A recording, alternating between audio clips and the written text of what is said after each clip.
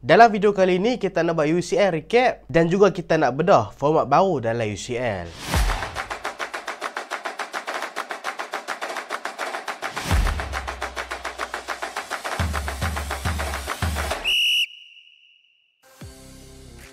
Assalamualaikum dan selamat datang ke Pala Bola Studio. So dalam video kali ini kita nak buat UCL recap sikit. Maksudnya kita nak recap secara ringkas perjalanan grup dalam group stage. Dan kita nak tengoklah prediction aku lepas tu tepat ke tidak. Lepas tu kalau hampa nak tahu, ni adalah musim terakhir yang mana UCL pakai peraturan macam musim ni tau. Sebab musim depan peraturan dah tak sama macam musim ni, peraturan musim depan ada perubahan. Boleh kata major jugalah perubahan dia. So apa perubahan dia? Jom kita mulakan. Kita mulakan dengan UCL recap dulu. Kita mulakan daripada grup A sampailah ke grup H. Kita nak tengok adakah prediction aku ni tepat ataupun tak tepat. Dan kita nak tengoklah tim mana yang underdog, tim mana yang underperform, tim mana yang overachieve. Kita tengok grup A dulu. Grup yang berisi pasukan Bayern, Manchester United, Copenhagen dengan pasukan Galatasaray. Grup ni macam dalam prediction aku, Bayern memang tepati ramalan untuk lepasi grup stage sebagai juara kumpulan. Tapi secara mengejutkan kalau hang tengok dalam video prediction aku Copenhagen ni boleh kata lubuk mata tau tentu aku cakap. Tapi pasukan Copenhagen aku kata lubuk mata itulah yang menjadi pasukan kedua yang berjaya lepasi grup stage. Rupanya pasukan lubuk mata sebenar adalah pasukan Manchester United. Pasukan Galatasaray tepati ramalan sebab mereka ni dapat masuk ke Europa League. Dan pasukan mengecewakan semestinya lah pasukan Manchester United. Sebab aku predik pasukan Manchester United ni pun paling kurang bodoh-bodoh mereka lepas grup. Tapi rupanya mereka bodoh lagi. Memang tak lepas grup langsung. Bukan setakat tak lepas grup, Europa League pun tak lepas. Mampus juga MU ni. Dan galang pada tahu pasukan Manchester United adalah tim English dengan rekod gol bolos paling banyak tau. Bukan musim ni tapi dalam sejarah. Macam biasalah kan Manchester United suka buat sejarah. Ini pun sejarah baru. Manchester United telah bolos 15 gol dalam 6 game UCL. In fact, mereka adalah pasukan yang bolos paling banyak dalam group stage kali ni. Kalau nak compare dengan pasukan Galatasaray, Galatasaray pun bolos 13. So kita masuk ke grup B. Untuk grup B macam aku cakap waktu prediction aku tu, grup ni boleh kata tricky juga. Sebab kekuatan boleh kata sama rata. Tapi prediction aku kali ni tepat, iaitu Arsenal berjaya lepasi group stage dan pasukan PSV berjaya ikut pasukan Arsenal macam prediction aku. Cuma prediction aku agak meleset sikit dekat pasukan Sevilla. Sebab Sevilla musim ni memang underperform, dapat collect 2 poin je daripada 6 game, tak menang langsung dalam group stage, je seri 2 kali dan kalah 4 kali. So agak mengecewakan untuk pasukan Sevilla. Dan aku boleh kata kempen yang berjaya untuk pasukan Les, walaupun tak dapat lepasi group stage, tapi dapat masuk Europa League. Kira okey lah.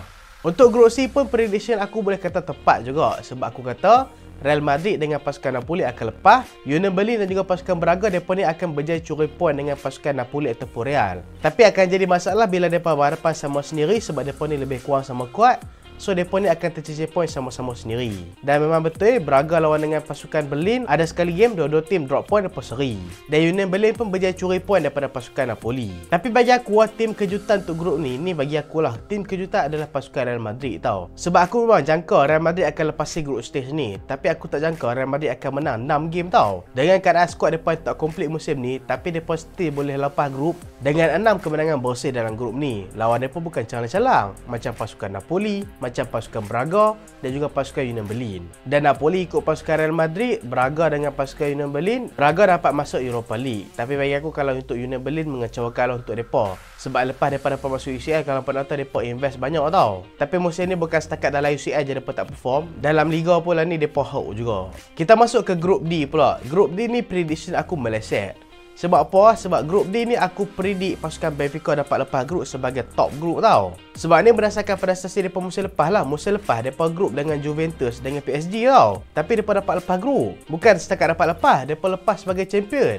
Juventus dengan PSG pula kena berebut poin. Tapi season ni pasukan Benfica memang sangat-sangat mengecewakan lah. Mereka berhadapan dengan pasukan Inter, Sociedad dengan pasukan Salzburg, tapi tak dapat lepas grup. Inter dengan pasukan Sociedad, mereka ni konsisten dalam grup ni ya. Mereka ni kalau tak kalah, mereka ni akan seri. Sebab Sociedad dengan Inter musim ni, setakat mereka adalah the best defensive team dalam UCL group stage. Dan kalau hangpa nak tahu pasukan Sociedad, iaitu pasukan top grup dalam grup ni, adalah pasukan dengan rekod bolos paling sikit setakat dalam UCL group stage, iaitu mereka just bolos 2 gol je daripada 6 game. Satu rekod yang cukup bagus untuk mereka. Dan pasukan underdog dalam group stage kali ni yang aku tak predik mereka lepas pun adalah pasukan Sociedad. Bukan setakat mereka lepas sebagai pasukan top pula. Dan Inter Milan memang tepati ramalan berjaya lepasi group stage. Tapi itulah Benfica memang aku tak sangka lah. Prestasi mereka memang cukup mengecewakan. Aku tak naklah jangka mereka ni kalau nak masuk Europa League pun struggle. Mereka ni hampir-hampir tak dapat masuk Europa League langsung tau. Tapi nasib baiklah last game mereka berjaya kutip poin penting menang dengan pasukan Salzburg. Tidak bolehlah kawan dengan MU. Grup E, Grup Atletico, Celtic, Feyenoord dan juga pasukan Lazio. Prediction aku memang tepat grup ni, iaitu yang lepas dia adalah pasukan Atletico dengan pasukan Lazio. Walaupun dalam grup ni kita ada dua champion, iaitu pasukan Feyenoord dan juga pasukan Celtic. Cuma dalam grup ni tak ada apa yang mengejutkan, semua boleh kata predictable. Daripada atas kertas kita boleh nampak dah siapa yang boleh lepas. Tapi aku rasa fan Celtic mestilah mereka ni agak kecewa sebab mereka masuk dalam UCL kali ni sebagai pasukan yang menang treble last season tau. Tapi sayanglah manager mereka dah tak ada. Cuma aku rasa kalau Hans Postecoglou still ada dekat pasukan Celtic, mungkin mereka akan boleh bagi something untuk UCL group stage kali ni. Dan bagi aku, pendapat aku antara grup A sampai grup H, grup ni lah yang paling bosan kot. Sebab semua keputusan predictable. Kita masuk grup F pula. Grup F ni adalah grup maut. Grup yang ada pasukan PSG, AC Milan, Newcastle dengan pasukan Dortmund. So empat-empat pasukan ni adalah pasukan yang kuat. Cuma satu benda aku tak jangka dalam grup ni adalah pasukan Dortmund dapat lepas. Bukan setakat dapat lepas, mereka lepas seawal perlawanan kelima. Dan grup ni aku rasa pasukan yang mengecewakan adalah pasukan AC Milan. Sebab dengan prestasi tak konsisten mereka dalam UCL musim ni, buatkan mereka tak dapat lepas group stage. Sebab kalau tengok prediction aku predikkan pasukan PSG dengan pasukan AC Milan yang akan lepas tau. Cuma dalam UCL group stage kali ni ada beberapa game, aku boleh kata 2 game pasukan AC Milan yang sepatutnya mereka kena menang tapi mereka terciduk. Prestasi mereka musim ni pun bukan setakat dalam UCL lah. Dalam Liga pun boleh kata tu umbak ambing juga prestasi mereka. Aku rasa game yang patut mereka menang dalam group stage sepatutnya adalah game dengan pasukan Dortmund dekat home mereka dan game dengan pasukan Newcastle dekat home mereka. Tapi sayang dengan Dortmund mereka terciduk dekat home dan dengan pasukan Newcastle mereka seri 0-0. So agak sayanglah bila hang main dekat home sendiri hang kalah dan juga hang tak dapat menang dengan Newcastle. Tapi Newcastle United walaupun mereka ni duduk tempat keempat macam MU, tapi kalau kita nak compare Newcastle dengan MU memang beza amat. MU boleh kata memang mengecewakan lah, tapi bagi aku Newcastle mereka dah try the best untuk lepasi grup. Tapi memanglah macam aku cakap, pengalaman 3 tim ni iaitu pasukan PSG, Dortmund dengan pasukan Milan yang mengatasi pasukan Newcastle United. Kita still tak boleh lupakan performa world class Newcastle. Mereka boleh bantai pasukan PSG sampai 4-1 tau dekat home. Tapi sayanglah prestasi mereka kurang konsisten juga dalam group stage kali ni. Kita tak boleh kata apalah lawan dengan pasukan kuat-kuat. Dan Newcastle dalam group ni bukanlah mereka lubuk poin. Sebab penonton untuk top 2 dalam group stage kali ni pun sampai perlawanan terakhir tau. Dan Newcastle hampir-hampir ada peluang untuk jadi top 2. Tapi sayanglah mereka kalah dengan pasukan AC Milan. Tapi dalam group ni kredit memang patut bagi dekat pasukan Dortmund sebab konsisten gila. Dan PSG hampir-hampir tak lepas group stage. Tapi mereka lepas grup pun sebagai tempat kedua. So possible PSG ni nak jumpa pasukan macam Bayern, nak jumpa pasukan macam Arsenal, jumpa pasukan macam MC ke Real ke, ada possible. So kita masuk ke grup G, grup pasukan Manchester City. Grup ni memang tepati ramalan aku lah. Kalau tengok prediction aku, waktu tu aku cakap aku akan terkejut kalau MC lepas grup ni tanpa mata maksimum. Dan memang mereka tepati ramalan, mereka lepasi grup stage dengan mata maksimum. Dan bukan setakat mata maksimum, mereka lepas grup stage ni dengan rekod terbaik antara pasukan lain. Berjaya skor 18 gol dan bolos 7 gol.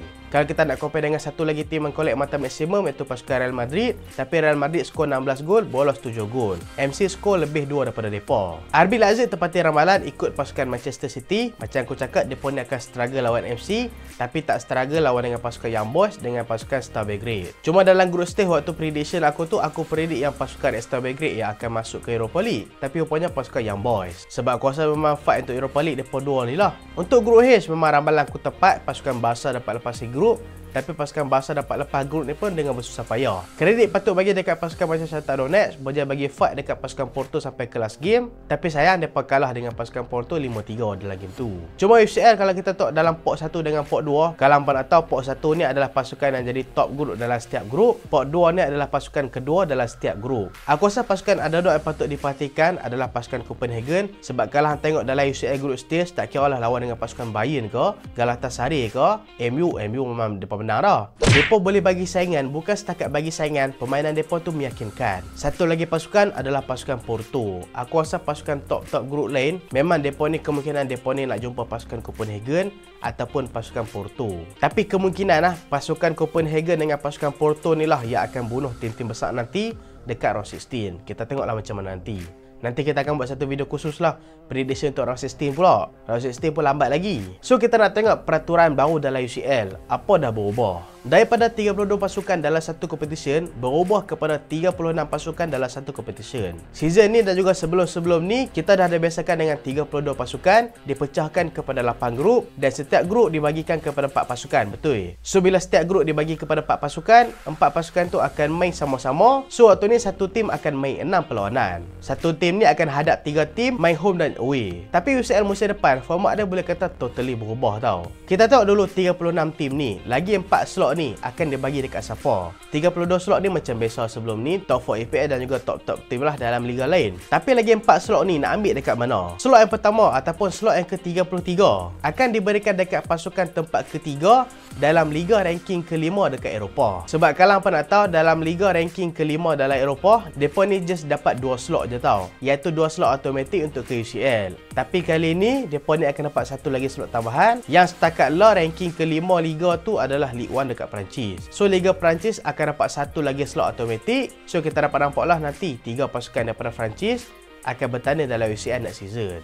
Slot yang kedua ataupun slot yang ke-34 akan diberikan dekat Champion Liga dengan liga koefisien yang paling tinggi yang sebelum ni tak dapat masuk UCL secara automatik. Contoh nak bagi senang apa faham, macam Copenhagen last season. Copenhagen last season adalah juara Liga Denmark tau. Tapi walaupun mereka ni juara Liga Denmark, mereka still kena main playoff tau untuk masuk ke UCL. Tapi musim depan, contohlah kita letak juara Liga Denmark kan. Musim depan kalau siapa-siapa jadi juara Liga Denmark, contohlah Copenhagen jadi juara Liga Denmark lagi, mereka ni tak payah main playoff, mereka ni akan naik secara automatik. Tapi ni ikut koefisien ranking lah. Kalau liga lain yang dapat koefisien ranking yang lagi tinggi, liga tu lah yang akan dapat. So mereka tak payah main playoff dah. Sepatutnya selalu mereka main playoff. Lepas tu tiba-tiba mereka terus dapat slot automatik untuk ke UCL. So lagi 2 slot. Slot ke-35 dengan slot ke-36 ni akan diberikan tambahan dekat 2 liga terbaik dekat Eropah. Liga terbaik ni maksudnya apa? Liga terbaik ni maksudnya daripada segi prestasi mereka dalam UCL, Conference League dan juga Europa League. Boleh kata possible setakat lah ni adalah pasukan daripada Bundesliga dan juga pasukan EPL.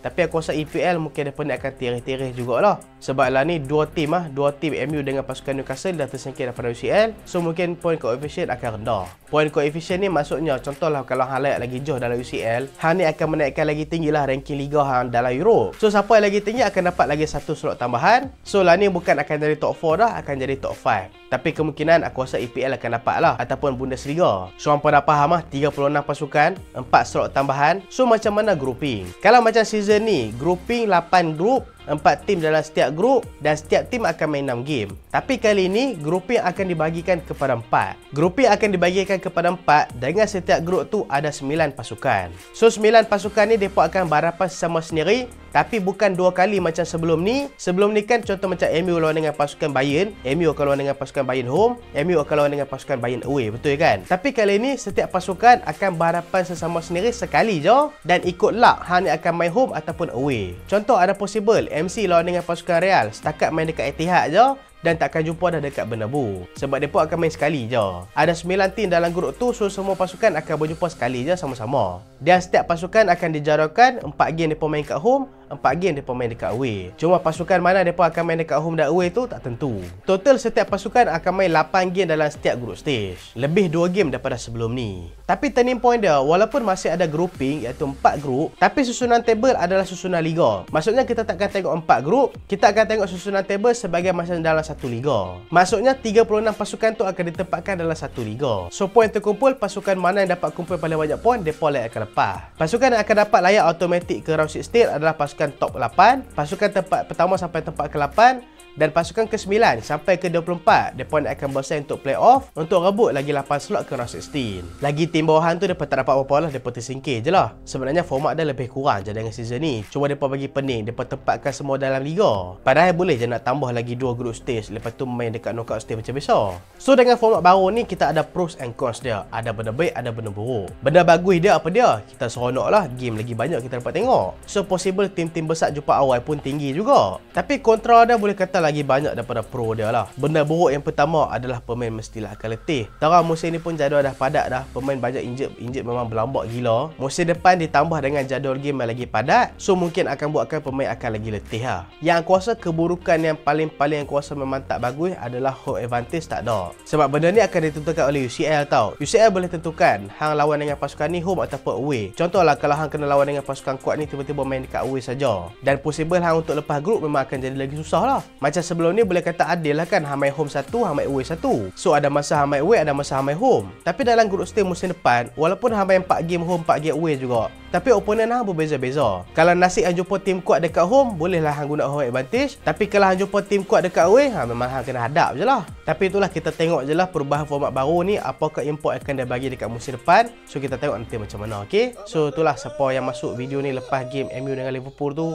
boleh komen lah result dia berapa kan. So itulah video kali ni, EPL review insyaAllah esok. Sebab game semua dah berjalan dah, kita akan review esok lah. So itulah video kali ni, dan terima kasih sebab tengok sampai habis. Jangan lupa like, jangan lupa share, jangan lupa subscribe. Aku Solehan, Assalamualaikum.